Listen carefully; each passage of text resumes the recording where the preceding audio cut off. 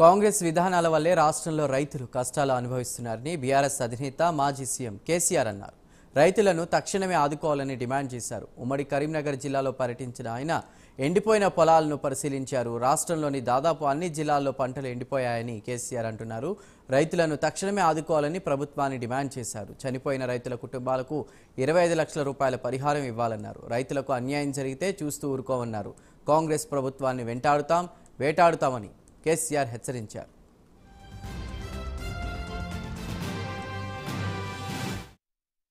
నేను మొన్న మాట్లాడితే ఇంత గలీజ్గా అంటే ఒక ముఖ్యమంత్రి స్థాయిలో 100 రోజులలో 200 మంది రైతులు చచ్చిపోయిన 200 పైచీలు కానీ నేను చెప్తే 48 గంటల్లోగా ఇవ్వండి, మేము వాళ్ళకు నష్టం ఇస్తామని చెప్పినారు.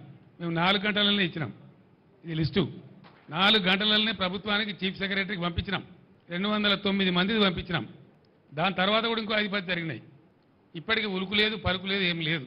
నేను డిమాండ్ చేస్తా ఉన్నా, మీ అసమర్థత వాళ్ళకు చచ్చిపోయారు కాబట్టి వాళ్ళకు తలా 25 లక్షలు వెంటనే నష్టపరిహారం చెల్లించాలి. ఆ ప్రభుత్వాలను, ఆ కుటుంబాలను పరామర్శించాలి.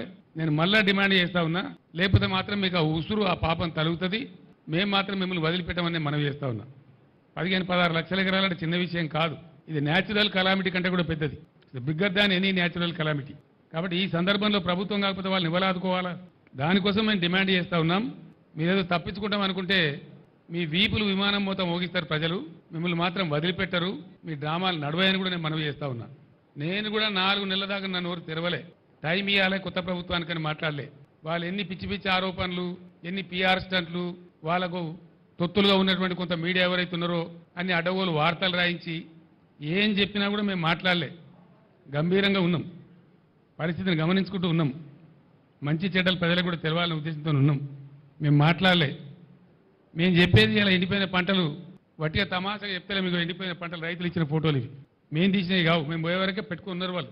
తెలంగాణలో ఏ గోస, ఏ ఏడుపు, ఏ బాధ, ఏ మంచినీళ్ళ ట్యాంకర్లు, ఏ బిందెల కొట్లాటలు, ఏ కాలిపోయిన మోటార్ల రిపేర్లు వేలాదిగా లక్షలాదిగా ఏ సీన్ అయితే 2014 ముందు కనబడతా ఉండేనో మళ్ళీ అదే సీన్ పునరావృతమైంది.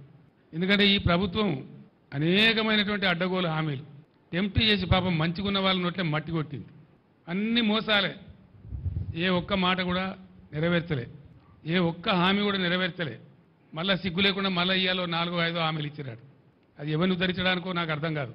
ఇవాళ పంటలు ఎండని జిల్లా లేదు, కరెంటు మోటార్లు కాలని జిల్లా లేదు, మొత్తం యావత్తు తెలంగాణలో. అందుకే పాత తెలంగాణ మళ్ళీ పునరావృతమైంది. ఇందిరమ్మ రాజ్యంలో ఇగిలిచ్చిన పరిస్థితి అయింది ప్రజలని చెప్పి నేను మనవి చేస్తా ఉన్నా.